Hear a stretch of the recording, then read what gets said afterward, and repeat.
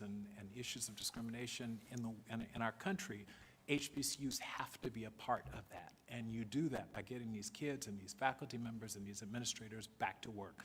So on behalf of the country's 101 HBCUs, as an American, as a father of a 10-year-old little girl, thank you for the commitment to get our schools back and our children back safely so that they can learn and, as I said, experience the American dream. Thank you. Thank you, Johnny, and you're doing a great job. The only thing is I don't think people know how much we've done for historically black colleges and universities. Nobody knows that we've done more than any administration in history. And nobody knows that, but maybe they'll find out eventually. You know, they'll find out. But thank you very much. Appreciate it. Please. I'm Brad Weller from Shippensburg, Pennsylvania, 7th grade science teacher. Thank you very much, President, for being here and doing all this. First Lady, Mr. Pence, and I really, really want to thank Karen Pence for stealing all of my information I had written down this morning, and then she did it again after I wrote new stuff down just here this afternoon. So, appreciate it. No, I'm going to keep this short and sweet. We're ready to go back. We literally are ready to go back. I know our students, I know I have 3 kids at home, they want to go back. It's time. It's time, just like your economy, which is the greatest economy ever in the history of the world. I appreciate that. You had to slow it down. The momentum was gone. We did the same thing to our students last year. Their momentum was, I mean, they were rolling. They were a well-oiled machine. And then all of a sudden, just you had to throw it in park. If we just have to change gears a little bit this year, you know, that's one thing we can do. But to throw it in park again, I don't like that option. Thank you. You're right. Thank you very much. Brooke? Thank you, Mr. President. I'm Brooke Rollins, the President's Domestic Policy Chief, and while I sit here and listen to everyone, I'm struck. I don't know that the world understands, but I think it's so important. We have a president who was arguably one of the most successful businessmen in the history of our country, the First Lady who has spent her time and her talent and her extraordinary skill on focusing on the well-being of children. We have a Vice President who was one of the most successful governors in the history of our country, and we have a Second Lady who has a career and is focused on being a teacher and an educator. This is the dream team. I don't know that there will ever be another leadership team like the 4 of you to lead this country back to even greater heights than it was ever before. In March of this year, 75 million students' lives and their families' lives were upended when they were sent home. 75 million plus families. Just a couple of months later, here we are in the East Room of the White House with some of the country's greatest educators, leaders, teachers, HBCU leaders coming together to figure out how to get these schools reopened, how to do it in a safe way, and how to do it where we put children first. The good news, and I'm so glad that Dr. Goza is here from the American Pediatric Society Association, because we are now understanding that I think an analysis of 45 studies recently showed that the preponderance of evidence indicates that children are less likely to be symptomatic, have the severe disease, or be really susceptible and transmit COVID-19. And for the week ending June 27th, school-age children accounted for only 1.3% of COVID-19 related hospitalizations.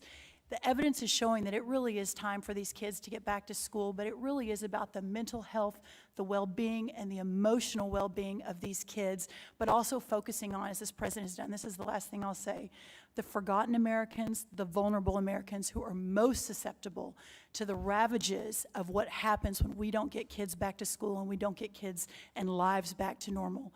As the mother of a 5th grader, 7th grader, 8th grader, and 10th grader, there is no doubt in my mind, representing all the moms in this country, that we'd really love for our kids to get back to school, but it's about so much more than that. It's about the well-being and safety and economic prosperity of this country. And having this dream team, along with Kellyanne and Secretary DeVos, Secretary Azar, and our teams here, this country needs to know that we are fighting every single day for every American and to ensure that we can reopen safely and make sure that it's done in the proper way. So thank you, Mr. President. Thank you, Brooke. Thank you very much. Please.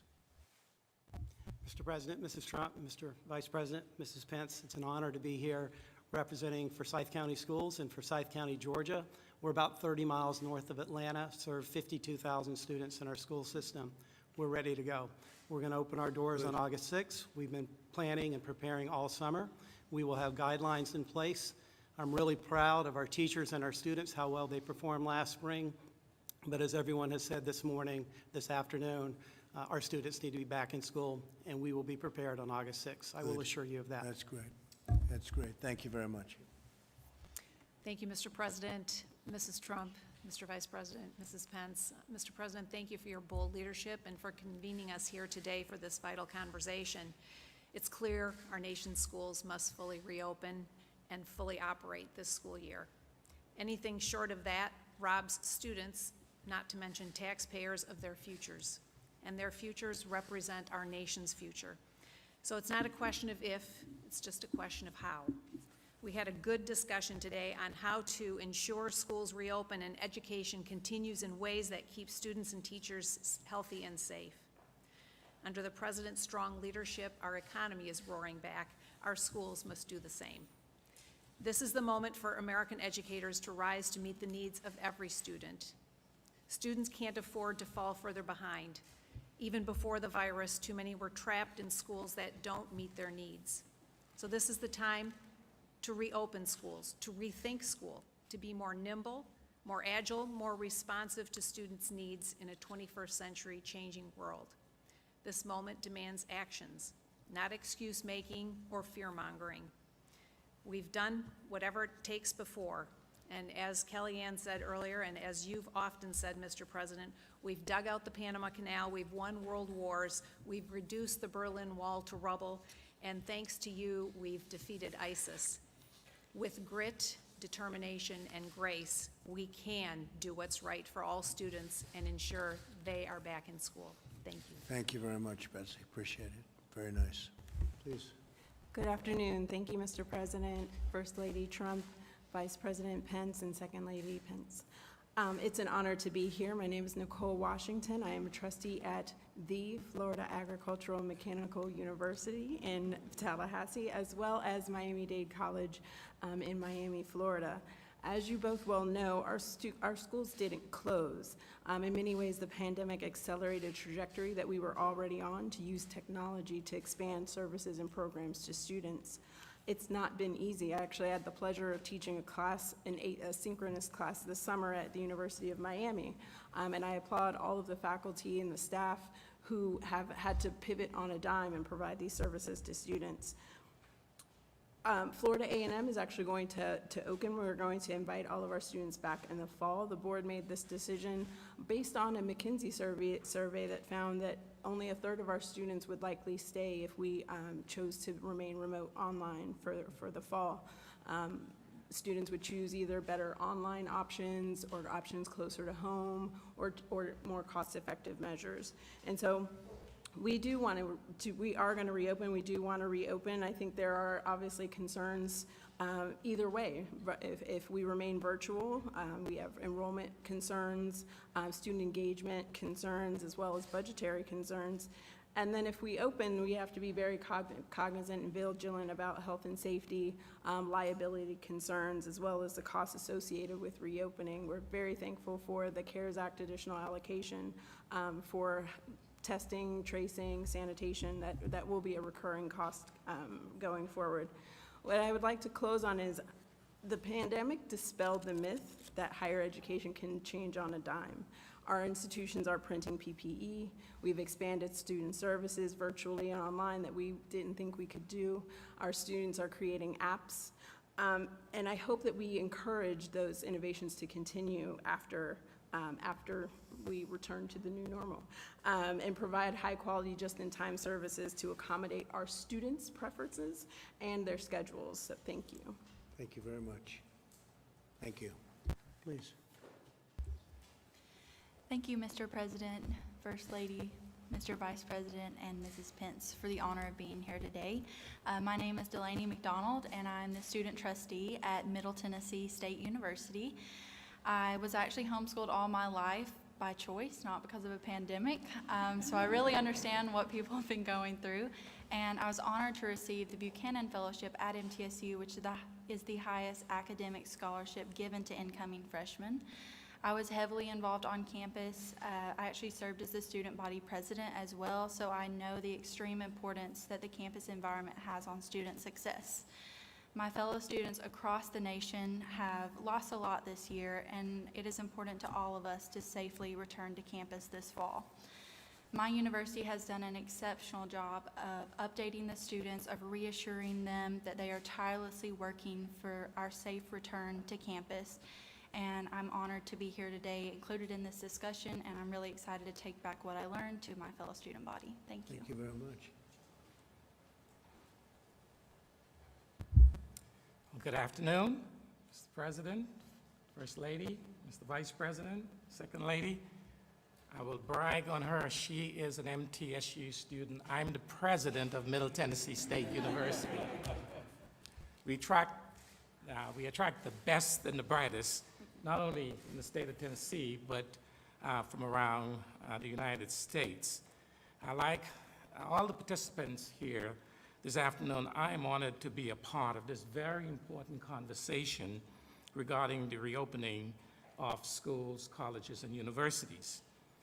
For the past 20 years, I have served as president of this great institution. We are 37 miles southeast of Nashville. Our university was established in 1911, and we are right now one of the largest undergraduate university in the state of Tennessee. We have grown tremendously over the years, and we are proud to be one of the Princeton Review 2020 300-plus best university in the United States of America. We're doing some incredible things there at that university. We have 22,000 students, a very diverse student body, 38% of our freshman class, first generation, and we are proud of that. 40% are low income. Our average ACT score is one of the highest in the state of Tennessee. We are a major comprehensive university. And each year for the state of Tennessee, we produce more degrees than any university, 5,000 degrees each year MTSU produces for the state. Now some highlights of our decision to reopen. We stepped out. We were the very first university in the state of Tennessee to announce that we are going to reopen for the fall. In-person classes. But in reality, Mr. President, we never closed. Because of the nature of our student population, many of our students had nowhere to go in March when a lot of schools closed down. And so we kept our residence halls open. We kept our cafeteria, and we provided the same service, obviously taking consideration the virus. And so we feel that we have the experience of actually operating a university in a pandemic. We regard the health and the safety of our students and our employees as priorities. And it was really interesting as we were making this decision. We have a very active parents' Facebook page, sometimes too active. We have a very active student body Facebook page. And so we surveyed them. We surveyed our parents and our students, and we asked them their feelings about returning, and would they return? The vast majority of both our parents and our students from that survey indicated to us that they would want our university to be opened. So my executive team that made these decisions, including the doctor of our health center, we decided that we were going to put together a plan that would make our parents and our students confident. We can't guarantee anything with regard to this virus, but we felt if we communicate with them and put a mitigation plan together, and I have two of my colleagues here from the state of Tennessee we've met already, and my university had a meeting, was it last week, Commissioner? She brought her staff down. We have put together a very strong mitigation plan that deals with testing, contact tracing, and isolation and quarantine if needed for our students. I want to just give a brief overview of how the CARES money really help our university, Mr. President. As we look at pivoting from in-person to online and remote, we always had a strong technology operation, but we needed to build a stronger one that would provide the quality education to our university. So we invested $6.9 million. 3.4 of the 6.9 came from the CARES Act. And this investment allowed us to purchase the newest instructional technology to facilitate teaching and learning at the university. What does this mean is that regardless of where a student is, every single class at our university is going to be captured electronically, and it's going to be archived. And students would be able to access those lectures at any time, anywhere, which means if a student gets sick or they have to attend to a sick parent and they can't make it to class, or they are not going to be disadvantaged as a result of this technology. And so we believe that is in the best interest of our students to open up, to provide that top quality education. We feel that for our students, our university provided 459 laptops, free laptops for our students, 673 internet hotspots, free. For our faculty, 101 laptops, 235 internet hotspots. And so I close with this, that we must understand the demographics, we must understand our community, and indeed we must understand some of the challenges that we are going to face in higher education. And because of the demographics of our student population, we've worked very hard to address the issue of the desperate and disappropriate amount of minorities and people of color and low income that are being affected by this virus. And so we've partnered with one of the sororities, the AKAs, and they have put together an incredible package of information that will be given out to our students as they return. Thank you so much for having us, and we look forward to this conversation. I learned quite a bit today. Thank you, Mr. Well, President. thank you very much. Thank you very much. Great job, too. So I want to thank everybody, and I want to just say get open in the fall. We want your schools open. It's going to be a much better climate than it is right now. We're on the right side of things, Deborah. I think we can say that. A lot of work has been done. We understand what we're doing very, very well. Again, mortality rate, the lowest anywhere in the world. And we want to get this done, and we want to get our country going again. Economically, we're doing well. We want to do well with the education. I see where Harvard announced that they're closing for the season or for the year. I think it's ridiculous. I think it's an easy way out, and I think they ought to be ashamed of themselves. You want to know the truth. But I noticed that today, and probably others are doing that. That's called the easy way out. I don't know if people are helping them. I guess their endowment's plenty big. They don't have any problem with that. But that's not what we want to do, because it's very important, as so many of the parents and instructors said today. It's so important that the children at this age, especially, that they're together on campus, and that's what we're striving for, and we're going to be very strong on that. We're going to be very, very powerful in that view. We want our schools open in the fall. Tomorrow I'm meeting with the president of Mexico. I say that to the media because it's going to be quite a meeting. He's a good man. He's a friend of mine, and we have a great relationship with Mexico, so we'll be meeting tomorrow. Thank you all very much. Thank you. Thank you very much. Congratulations, everybody.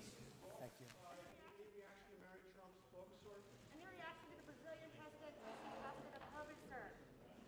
Mr. President, do you have a message for Mary Trump? Mrs. Trump, will you be sitting there in back to school?